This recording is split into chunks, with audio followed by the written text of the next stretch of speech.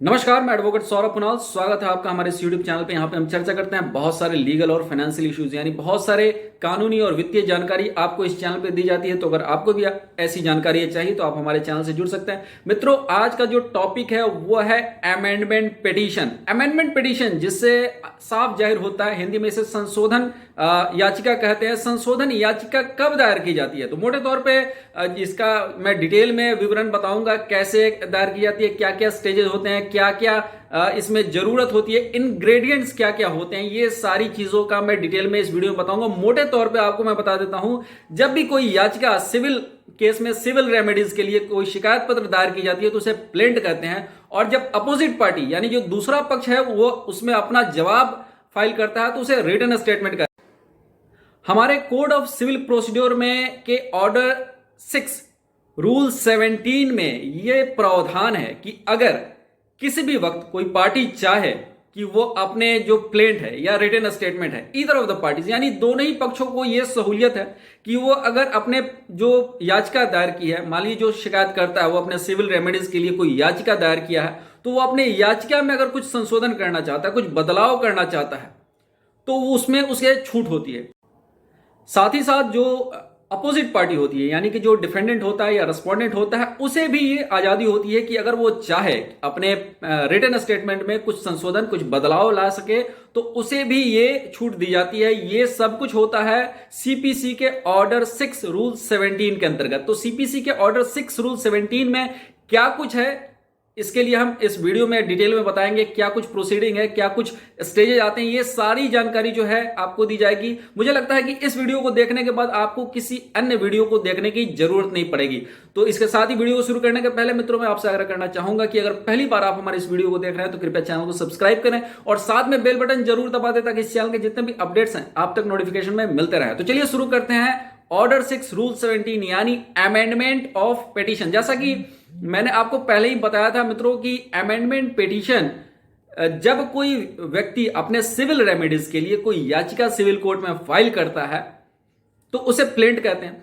और जब opposite party यानी डिफेंडेंट उसके जवाब में अपना जो है सबमिशन देता है कोर्ट के सामने, तो उसे हम कहते हैं WS यानी रिटन स्टेटमेंट।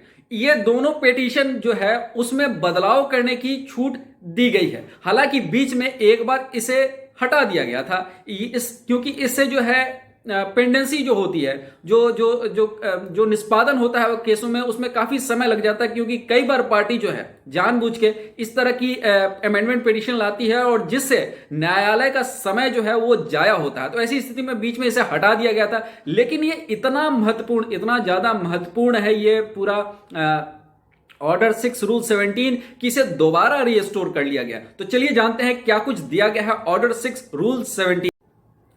ऑर्डर 6 रूल 17 में अमेंडमेंट पिटीशन, इसे फाइल करने के लिए 2 कंडीशन है। पहली कंडीशन यह है कि जब आप अमेंडमेंट पिटीशन फाइल करते हैं तो वो जो है, जो सब्जेक्ट मैटर है, यानी कि जिस विषय बिंदु पे याचिका दायर की गई थी, जिस सिविल रेमेडीज के लिए जो शिकायत थी शिकायतकर्ता की, जिस विषय पे जो है उसने अपनी शिकायत की थी, जो विवाद का मुद्दा है, उस मुद्दे के इर्द गिर्द ही, यानी कि ऐसा नहीं होना चाहिए कि अमेंडमेंट पिटीशन यानी कि संशोधन याचिका दायर करने के बाद जो सब्जेक्ट मैटर है, जो विषय है, वही बदल जाए। तो ये चीज जो है। दूसरी चीज वो यह है कि इसमें कोर्ट जो है, कोर्ट अगर एक बार ट्रायल शुरू हो गया है, यानी कि ट्रायल के बाद, यानी जब आप उसमें देते हैं और दोनों पक्षों के तरफ से जो है गवाही हो जाती है और उसके बाद जो है उस पर आर्गुमेंट होने लगता है, तो ये इसे ट्रायल कहते हैं। तो यानी ट्रायल जब एक बार शुरू हो जाता है और उसके बाद जो है कोई पार्टी उसमें अमेंडमेंट लाना चाहती है, तो उस वक्त ये पूरी तरह से न्यायालय के विवेक पे ये छोड़ा जाता है कि उस संशोधन याचिका यानी कि अमेंडमेंट पिटीशन को वो एक्सेप्ट करती है कि अमेंडमेंट पिटीशन जो है, इससे कई बार क्या होता है कि न्यायालय को जब वो जजमेंट होता है, केस के डिस्पोजल यानी जो केसेस होते हैं उसके निष्पादन में कई बार कई तरह से पार्टियां जो है इसमें अमेंडमेंट पिटीशन का प्रयोग करके जो है उसमें डिले करती है, यानी कि उसे खामखा उसमें विलंब करने की चेष्टा की जाती है। इसलिए वर्ष 1999 में ऑर्डर 6 रूल 17 को हटा दिया गया था। लेकिन ये इतना ज्यादा महत्वपूर्ण है, ये सिविल प्रोसीडिंग में इतना ज्यादा मायने रखता है कि इसे हटाने के बाद न्यायालय को यह लगा कि इससे न्यायिक प्रक्रिया में कुछ बाधा हो रही है और इसे दोबारा रिस्टोर किया गया, इसे दोबारा लाया गया।